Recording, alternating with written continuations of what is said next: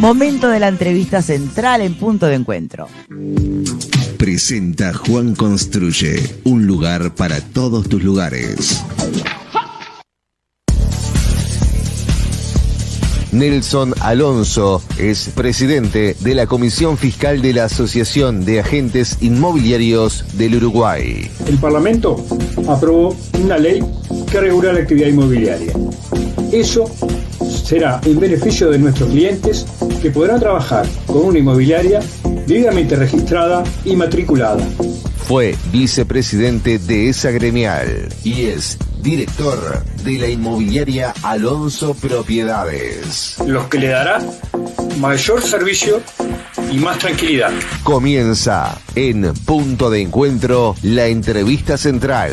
Trabaje con una inmobiliaria matriculada que le conviene mucho más. Con Nelson Alonso. Entrevista en Punto de Encuentro. Bueno, muy bien, bienvenido Nelson Alonso, ¿cómo está? Muchas gracias por recibirme, la verdad muy bien. Le agregamos a la presentación que a partir de octubre va a ser el presidente de la asociación. Exacto. Un mercado, el inmobiliario, que tiene un montón de aristas para poder ingresar a conversar sobre eso, ¿no? Por un lado está la ley que no se termina de reglamentar nunca, que me gustaría saber si está pensada para beneficio del cliente, ¿no? Del eventual comprador, arrendador, propietario, o si por el contrario es algo que están pidiendo a gritos las inmobiliarias para ver si se corta de una buena vez la competencia desleal, que tengo entendido es atroz en este mercado, ¿no? Totalmente. Bueno, lo cierto es que hay una ley que fue aprobada hace un año, o sea que si hay una ley, hay un pacto social respecto a cómo debe funcionar algo. Después podemos discutir si es a favor o en contra, quién, pero hay un pacto que los legisladores llegaron a un acuerdo de que deben respetarse determinadas normas. Tal cual es así. ¿Qué cumpleaños amargo? Porque absolutamente, yo lo decía en un editorial, ustedes acaban de señalar puntos claves que apuntan a esta ley y al mercado inmobiliario en particular. Esta ley, más cerca, por favor. Esta ley atiende fundamentalmente a tres sectores, casi que diría que abarca todo el espinel, que es el Estado, el consumidor final y los operadores inmobiliarios propiamente. Digo, es una ley que implica dar transparencia a todo lo que es la gestión inmobiliaria. Hoy es sabido que hay en el orden del 60-65% de informalidad en la actividad inmobiliaria. Es muy importante, eso se sacó de un estudio que se hizo cuando estábamos trabajando la elaboración de la ley, que es una iniciativa que surge de la Comisión Interinstitucional de todos los gremios inmobiliarios. Atiende al Estado porque, como ustedes saben, las inmobiliarias somos sujetos obligados, por ejemplo, en la Senaclap, sí, digamos, y la Senaclap no tiene ningún ámbito donde dirigirse para poder reunir los datos, un registro o algo por el estilo que permita nuclear a las inmobiliarias. Pero a ver, Sí. me detengo, si les parece, un momentito en el tema de la inmobiliaria como sujeto obligado. ¿Usted alguna vez declaró una operación sospechosa?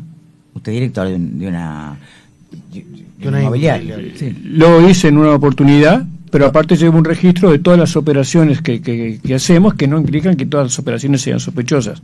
E incluso cuando uno... Por eso le pregunto específicamente un arroz. Pero lo hizo. Pero, sí, lo hice. ¿Y un dónde? ROS, Sí, lo hice. ¿dónde? Digo, se desarrolló UIAF, en ese momento se hacía en el Banco Central. Digo, pero no tanto por una actividad sospechosa, sino porque era un comprador extranjero que venía de un lugar, digamos, que estaba dentro de los... que había que hacer una investigación intensificada. Se eleva ese informe y lo ya en su estudio, en su investigación, decidirá si es algo que lleva a sospecha de un ilícito o no. No necesariamente... ¿Y era?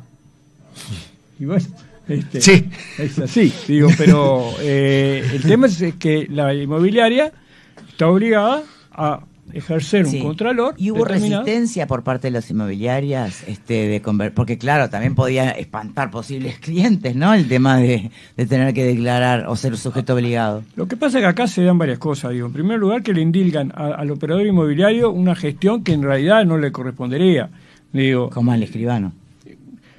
Claro, pero el escribano, que en todo caso está más aparejado a su función de de revisar y controlar la documentación y poder ahí encontrar alguna irregularidad. Pero veo que el sector inmobiliario es uno de los lugares donde más se lava activos. Sí, sin lugar a dudas. Por eso digo, en esto se ha avanzado. Yo integro la comisión técnica por ADIU, por nuestra asociación, dentro de la SENACLAP, donde se han reformulado un montón de propuestas y de fórmulas para que el lenguaje y la mecánica sea más amigable y más llevadera para llevarlo a cabo. Es muy violento de repente para un operador inmobiliario erigirse en detective frente a sus clientes para poder determinar si está en regla o no está en regla. Digo, ¿no? ¿Cómo es el diálogo?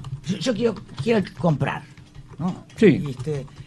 ¿Qué me pregunta usted? En primer lugar, hay un contexto del monto, de la forma en que compra, digamos, entonces en función de ¿Qué es lo que cae sospechoso?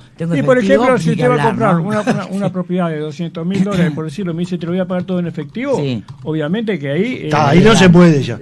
A mí me pasó una vez... antes se podía. Sí, a mí me pasó una vez que cuando trabajaba en Santo Iseña, detectamos acá la presencia del hermano del vicepresidente de Venezuela, que estaba sospechado por narcotráfico y lavado de activos, y lo detectamos a raíz de una denuncia que hizo una inmobiliaria, porque el tipo llegó, quería alquilar una casa y pagó todo el año por adelantado, todo, y en efectivo. En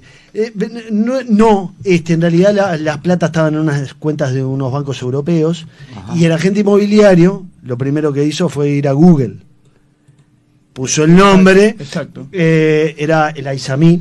Eso no es ser detective, ¿no? Es lo googleó y le dijo al escribano o escribana, escribana era, que trabajaba con él, le dijo, che, me parece que tenemos que hacer un reporte. Y nosotros lo tuvimos a través de esa escribana, digamos. Sí. Pero el tipo además se asustó, porque cuando era Feras el Aizami, hermano de Tarek el Aizami, que son pesados allá en Venezuela, ¿no? Claro. Vicepresidente de Maduro, ¿no? No, hay un montón de casuísticas en ese sentido. Tú me preguntabas cómo lo tomaban las inmobiliarias. Sí, el agente inmobiliario, El agente inmobiliario, digo, en un principio tuvo bastante resistencia, muy dura, digo, porque realmente era como un balde de agua fría frente a lo que era la negociación, enfrentar a un cliente, decirle, bueno, pará. Sí, el miedo a perder el cliente. Y perder el negocio. Eso llevó a que se fuera modificando en el correr de los años, digamos, en la medida que vamos participando, y se entendió que, bueno, que no había que suspender la operación si encontrábamos algo, porque de eso se ocupaba ya el Estado, ¿no? Las inmobiliarias terminan vendiéndole lo que haya que vender. Exacto. Pero hacen el ROS. Exactamente, y el ROS es anónimo. Bueno. Y el ROS es anónimo. Digamos, y eso fue, bueno, evolucionando. Pero a lo que nosotros apuntamos es que la SENACLAP trabaja, digamos, prácticamente con las inmobiliarias que están agremiadas, digamos, o registradas. No hay ningún registro. No existe hoy por hoy ningún Falta registro. La implementación de esta ley para que ocurra. Exactamente.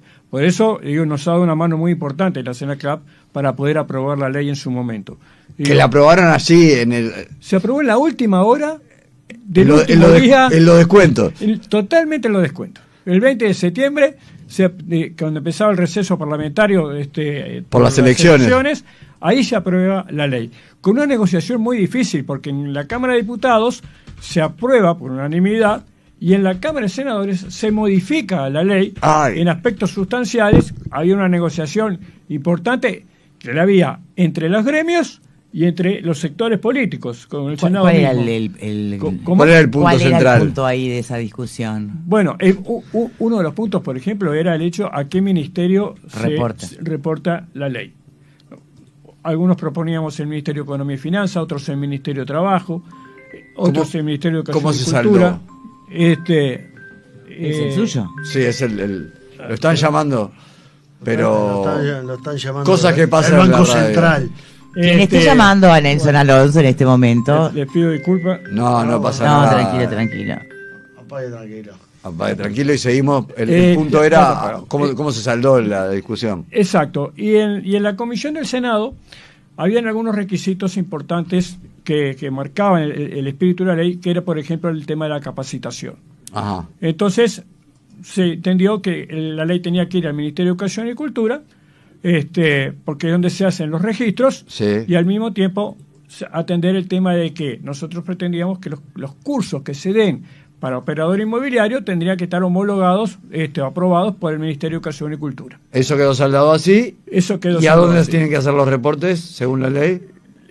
No, la ley Eso lo ya- que al Banco propone... Central, no, el reporte que empezar. el reporte del Banco Central. reporte otra cosa. La ley lo que propone, Sí. yo les decía, volvemos al tema de la ley, que iba para el tema del Estado, para el tema de los operadores inmobiliarios y para el tema del ciudadano.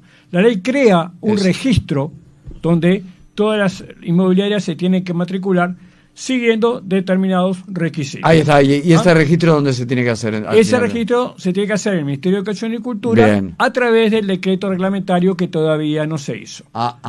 Es ahí donde- o sea que el que está Ahí en empezamos falta a meter el dedo en la llaga. es el Ministerio de Educación y Cultura que está en falta. Es el Ministerio de Educación y Cultura que está en falta.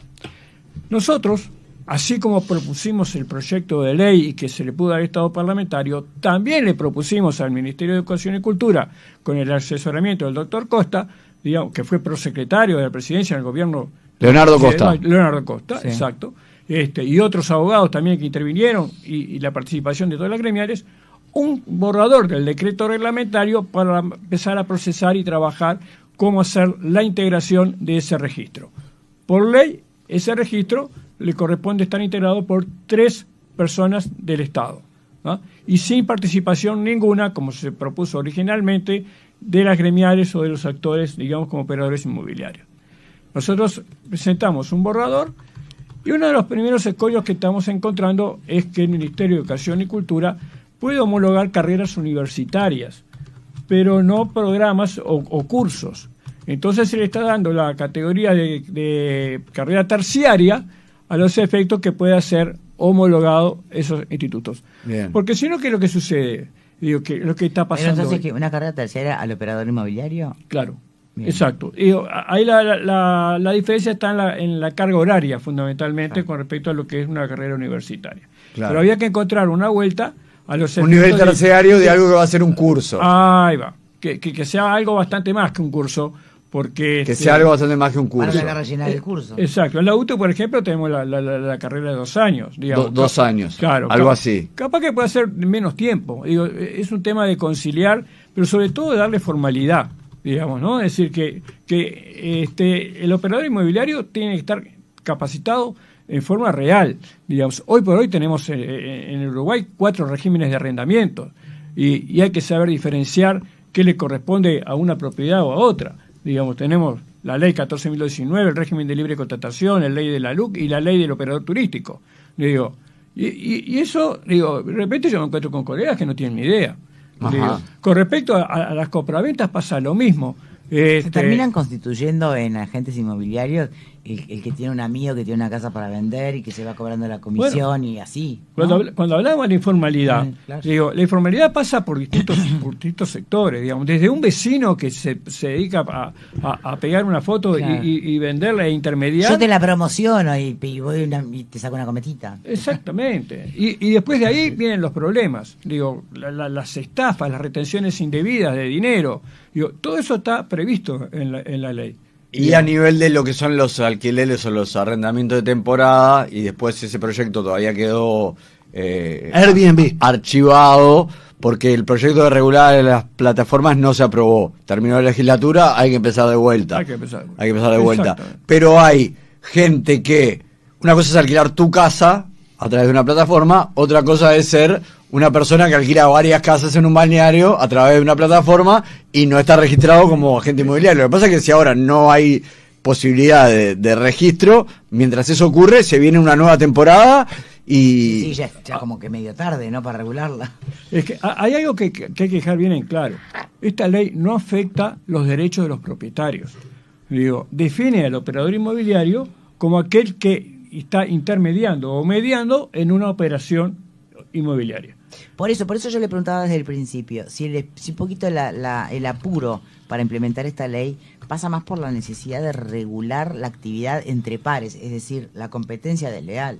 porque si no va a afectar al comprador, al arrendador. No, también afecta al consumidor final. A ver, ¿por qué? En la creación del registro, es un registro abierto. Eso es lo que permite que cualquier ciudadano o cualquier colega consulte el registro sobre quién está trabajando su propiedad. E incluso tiene la capacidad de poder denunciar ante una mala praxis. Eso lo que hace es incrementar las garantías y las transparencias cuando se hace una operación inmobiliaria. Bien. Hemos sabido muchas veces de gente, digamos, que ponen en arrendamiento, cobra las reservas y no está ni siquiera la casa. Y después se va. Ese fue todo un tema en la temporada pasada. Exacto. Ahora, y el tema de las comisiones, porque ahí, ¿cómo se manejan? Bueno, bien. El tema de los aranceles, nosotros le llamamos honorarios, se evitó poner un monto, por ejemplo, o un porcentaje en la ley, porque entendemos que en la medida que uno está intermediando, digamos, uno tiene un arancel marco por usos y costumbres. Pero no es lo mismo trabajar de repente con un desarrollador inmobiliario que le provee de una cantidad determinada de propiedades, que es lo que trabajar una casa, un consumidor final. ¿Tá? Lo mismo sucede con los arrendamientos. De repente hay inversores que le dan 4, 5, 10 propiedades, y bueno, uno le cobra un determinado honorario y al consumidor final le cobra otro. Claro, no es lo mismo cobrar por $100.000 que por 4 millones de dólares, donde vos te podés bajar un poquito el caballo en la comisión. Pero aparte hay otra cosa que sí lo establece la ley, y es que los honorarios tienen que ser acordados previamente con el cliente. Ahora, ¿hay clientes que se hacen los distraídos o que realmente no entienden que hay que pagar una comisión? Sí, hay clientes que se hacen los distraídos, otros que no son tan distraídos y no le quieren pagar, y otros que no hacen ninguna cuestión para poder pagarla. Por eso es importante, como establece la ley, acordar de antemano cuáles son las condiciones de trabajo. Es más, se establece como un derecho, no como una obligación, a que el operador inmobiliario pueda resarcirse de los gastos acarreados en el trabajo, siempre y cuando esté acordado con el cliente. Claro.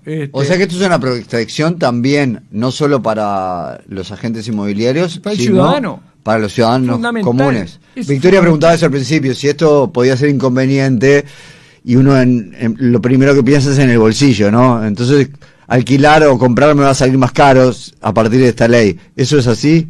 Absolutamente. No te cambia el costo, al contrario, te lo transparenta, digamos. Es decir, hoy por hoy, uno de los clásicos, por ejemplo, es a veces cuando de repente un propietario un poco termina dándole la exclusividad a una inmobiliaria y resulta que después la terminó vendiendo con otro. Típico. Es un pleito clásico que dice, ¿y ahora a quién le pago? Que le pago a los dos, digamos, ¿no? Arregles, yo pago una comisión, arregles ustedes. Exactamente. Bueno, esta ley lo que hace es justamente, en la medida que hay acuerdo de partes que se hace por escrito, regulariza un poco, limpia la cancha, por decirlo de alguna manera, ¿no? Bien. Eso es lo que se procura. Así que ustedes lo que están reclamando es al Ministerio de Educación y Cultura que reglamente la ley. ¿Han tenido algún contacto con el Ministerio? Sí. Nosotros hemos hablado con el secretario del Ministerio de Cultura, con Carlos Varela, sí. Y le hemos llevado el borrador. Hemos tenido 2 instancias de reuniones, y después hace tiempo que estamos pidiendo una tercera reunión, una tercera audiencia, pero no hemos tenido contacto ninguno. Entendemos que capaz que el momento es muy complejo para el gobierno, pero la verdad que en este caso ya llevamos un año y la ley establece que tenía 90 días de plazo para reglamentar. Y lo que sucede es que, y esto va por mi opinión, se están generando derechos que no están contemplados en la ley, porque la ley establece que aquellos que trabajaron durante el último año hasta la promulgación de la ley tienen la matrícula prácticamente automática, demostrando que haya actuado. Pero ahora se generó un año más. Claro, entonces. ¿Y qué pasa con esa gente que está en el medio? Otra pregunta es si esta ley de alguna manera prevé sanciones como contrapartida de lo que se procura conquistar, ¿no? Exacto. Sí, en el registro se establece que está facultado para elevar al ministro, y él es el que dispone en última instancia de las sanciones, en función de faltas leves, graves o muy graves. Digamos, ¿Y quién denuncia eso? ¿La competencia o quién? Cualquiera. ¿O el cliente? Cualquiera. Lo puede denunciar un colega, que estaría muy bueno, porque en ese caso lo que estamos haciendo es achicar la informalidad. Lo puede denunciar un ciudadano, un cliente que está desconforme con esa inmobiliaria, y dice, este señor retuvo mi documentación, o hizo tal cosa, o hizo tal otra, digo, y el registro, las personas que integran ese registro, van a evaluar esa denuncia, que tiene que venir fundamentada, obviamente, digo, y en función de la entidad de la gravedad, se eleva al Ministerio, y si corresponde, incluso se eleva a la justicia para que proceda al respecto. Digamos, todo esto se hace siempre respetando lo que llaman el debido proceso. Digamos, ¿no? Y pregunto, ¿puede ser que algún agente chiquito, ¿no? Porque hay mega empresas inmobiliarias y están la pyme, digamos. ¿Corre riesgo de que las exigencias de esta ley terminen dejándolos afuera del juego? No, porque las exigencias que tiene esta ley son más cerca, por favor. Perdón, las exigencias que tiene esta ley son absolutamente básicas y elementales, como está registrado en la SENACLAP, en el BPS, en la DGI, y haber estudiado, saber de lo que va a hacer. No es un exceso de burocracias. No, es absolutamente básico. Muy bien. Airbnb, ¿cómo ha impactado? Airbnb afecta más en la parte turística, digamos, ¿no? Digo, como rendimientos temporales y ese tipo de cosas, digo, pero yo creo que sí, que afecta en forma importante, digo, pero bueno, forma parte del juego, del ecosistema. Y del ecosistema, exactamente. A mí me pasaba una cosa, yo tengo una casa que no es de mi propiedad, pero yo la administro, y me pasaba una cosa, una casa de veraneo, que yo la ponía en inmobiliaria y solo me conseguían clientes para enero, y el resto no. Entonces yo tuve que migrar y manejarme con Airbnb. Entonces con Airbnb yo le sacaba mucho más plata, porque le sacaba en diciembre, en febrero, le sacaba mucho más. Sí. Por fines de semana, por 4 días, por 5 días. Pero o sea, tenés que estar vos atrás. Sí, pero la inmobiliaria no me daba eso. Entonces eso obligaba. ¿Y eso por qué las inmobiliarias no logran cumplir? Yo preferiría que la inmobiliaria me consiga eso y me lo haga y desentenderme. Claro. Sí. Porque Airbnb me cobra una inmobiliaria. Totalmente de acuerdo. ¿Por qué las inmobiliarias no logran eso? A ver, o no han migrado para yo no sé si todas las inmobiliarias no logran eso. Capaz que hay algunas que digo, nosotros te equivocaste de inmobiliaria, bicho. No me equivoqué. Nosotros tenemos algunas cosas que, por ejemplo, capaz que no tiene Airbnb, digamos, ¿no? Hay algunas limitaciones. Digo, de todas maneras, debería un profesional inmobiliario tener la posibilidad de competir de la misma manera, digo, pero sabemos todos que, y no solo sucede con las inmobiliarias, sucede ahora también con el tema Temu, por ejemplo, ¿no? Digo, pasa en todos los rubros. El tema es el banco de datos que tiene una plataforma digital. Exactamente. Bueno, tiene clientes al lado de lo que tiene tu inmobiliaria. Y entonces, ¿qué hacemos con eso? Porque había un proyecto de ley que quedó archivado. Me imagino que ustedes quieren que se reflote, pero a su vez hay que contemplar los intereses de todos los ciudadanos, como el bicho Amaral, que dice, yo le saco más réditos si esto existe. ¿Cómo equilibrar eso? Bueno, no es una respuesta fácil de darte, porque creo que juegan muchos aspectos en ese sentido, ¿no? Digo, regular, digo, no te olvides que me gusta hacer preguntas difíciles. Afectando en cierta medida, estamos afectando los derechos del propietario. Digamos, porque si bien él lo hace como administrador, pero un propietario que alquila directamente con el Airbnb, digo, no podemos nosotros cuestionarlo, porque ahí estaríamos afectando los derechos individuales. Sí pueden cuestionar a Amaral, que es un administrador. Bueno, yo la administro en el sentido de que es de un tío mío, familia que vive en Inglaterra, en otro país, entonces tengo que yo alquilarla para pagar las cuentas. Pero miren que hay muchos colegas que trabajan con Airbnb. Qué buen tío, ¿no? Que lo utilizan como provedores, así como tengo el proveedor de una constructora, Airbnb está proveyendo clientes. Para déjenlo hablar, que le están hablando arriba. No, está bien, lo que dice es, una cosa es una persona o un familiar que alquila una casa, otra cosa es una especie de agente inmobiliario por fuera del sistema que utiliza la plataforma para alquilar varias viviendas de temporada y no paga las comisiones que tiene que pagar. Ok, pero ¿tiene menos derecho que un propietario?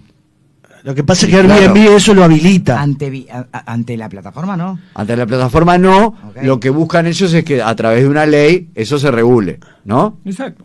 Lo que pasa es que Airbnb lo habilita. Vos podés, vos sos el anfitrión, como le llaman en Airbnb. Exacto. Y yo designo a Victoria Rodríguez para que ella gestione, se encargue de alquilarlo para Airbnb, y por eso ella se lleva una comisión. Exacto. Eso o sea, habilita a Airbnb a tener agentes inmobiliarios sin que lo sean.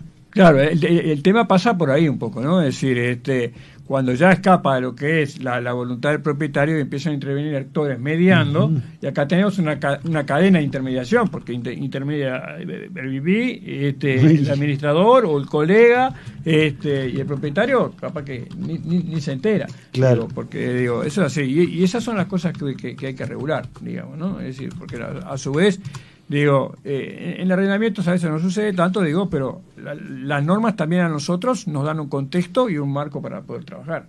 Sí, digamos, claro. ¿No? ¿Qué otros grandes desafíos tiene el sector, más allá o aparte de la reglamentación pendiente de esta ley? Y la aprobación de las otras. Bueno, a ver, yo te diría que los desafíos se van renovando permanentemente, ¿no? Digo, si esta ley la hubiéramos sacado hace 10 años no tenía ningún sentido.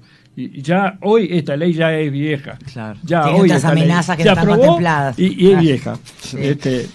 Decía mi padre, que era legislador, decía, cada vez que aprobamos una ley, ya la ley prescribió. ¿Era legislador tu padre? Sí, sí. ¿Quién era? Él era Nelson Alonso, por el 99. ¿Por la 99? Sí. Ah, no me acuerdo. Y los desafíos son muchos, digo, porque a medida que va evolucionando el mercado en sus distintas aristas, como es, por ejemplo, la situación económica, pero la situación cultural y social, digamos, si uno piensa hace 30, 40 años, las familias se mantenían en sus casas durante años. Claro. Y hoy nos encontramos que los jóvenes emigran rápidamente. Claro. Y cambia incluso el mercado, pasa de tener un mayor énfasis en la compraventa al arrendamiento. Claro. Y las normas ayudaron mucho. El Uruguay es un país que se ha beneficiado mucho porque ha tenido una política sostenida durante todos los gobiernos del Estado, en definitiva, fomentando el tema de la vivienda, ¿no? Tenemos con la ley de promoción, con la ley de vivienda promovida. Esa la quieren. Yo quería entrar en el tema de la ley de vivienda promovida porque una de las cosas que se detectó, lo podían haber detectado apenas redactaron la ley, porque estaba escrito, pero la intención era que personas de más escasos recursos accedieran a la vivienda, y terminó siendo no habilitando eso. Pero siendo un gran motor para la construcción. Y para inversionistas y todo eso. Pero a su vez hay muchas de esas viviendas vacías, ¿no? No tantas, hay sí, pero hay no mucho vacío. Digo, a ver, miremos en contexto un poco la ley, ¿no? Digo, como dicen los legisladores, el espíritu de la ley. No, el espíritu. Sí. Letra y espíritu parece que son cosas distintas. Exactamente, ¿no? Sí. Pero por lo menos, digamos, la motivación, el objetivo de esa ley era no solo incrementar lo que es la industria de la yo creo que ese era el verdadero también motivo. Había una distribución territorial en cuanto a darle importancia a determinadas áreas y al mismo tiempo promover que los sectores más vulnerables tengan la posibilidad de acceder a la vivienda. Los hechos demostraron que eso último no se iba a hubo que ir modificando la ley para tratar a ver, todo depende de lo que uno defina por vulnerable, digo, pero la clase media en un momento determinado le costó mucho llegar a la vivienda, y con los beneficios que daban los bancos, que le facilitaban un 90%. Igual siguen siendo precios que están muy lejos del concepto de gente con escasos recursos. La ley dice cosas que hay gente que no va a llegar nunca a esas viviendas. Totalmente de acuerdo. Ustedes se acuerdan que al comienzo de esta ley había unos topes de precios y unos topes en la zona, e incluso unos topes en lo que hasta en materiales de construcción y terminaciones. Hoy cualquier vivienda promovida, cualquier 5 estrellas. Bueno, lo que pasa es que después agregaron de que, superando esos topes, si el desarrollador pagaba por encima, se hacía cargo del exceso de confort, entre comillas, lo podía poner en el mercado. Y ahí empezó a desdibujarse un poco la cosa. Pero de todas maneras, como motor, esa ley ha aportado muchísimo. Sí, por supuesto. Muchísimo, digo, porque... Ha sido un empuje importante de brutal, inversión y construcción, ¿no? Brutal. Aparte, lo que yo creo relevante es que es una ley que se ha mantenido durante todos los gobiernos y se ha modificado, digamos, según los perfiles, pero en definitiva es una ley vigente y que sirve, digamos, ¿no? Bueno, ¿está pronto para las rapiditas, Nelson? Siempre estoy pronto. Son No, un set de 10, no es para comer, no. Son 10 preguntas que tienen un contexto un poco más lúdico, perfecto, ¿no? Pero para responder rápido y sí o no. Espectacular. Sí o no vale agregar nada. Tiene un paso. ¿Ah? ¿Uno solo? Uno solo. Bueno. Además, sí o no. Bien. Vamos a las rapiditas. Le tengo fe. En Punto de Encuentro llegan las rapiditas. Un ping pong de respuestas rápidas y un solo paso. Las rapiditas. Vamos con la primera. ¿El ladrillo sigue siendo la inversión más segura para los uruguayos? Sí. ¿Se construye más de lo que la demanda puede absorber? No. ¿El cliente promedio distingue entre agente formal o informal? No. ¿Una ley podría realmente terminar con la competencia desleal? Sí. ¿Y podría terminar con el lavado de activos en el sector inmobiliario? No. ¿Un agente inmobiliario termina siendo confidente del cliente? Sí. ¿Y testigo presencial de peleas de parejas por un inmueble? Sí. ¿La vivienda usada perdió interés ante las nuevas construcciones con beneficios fiscales?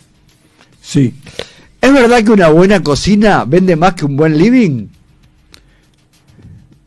Sí.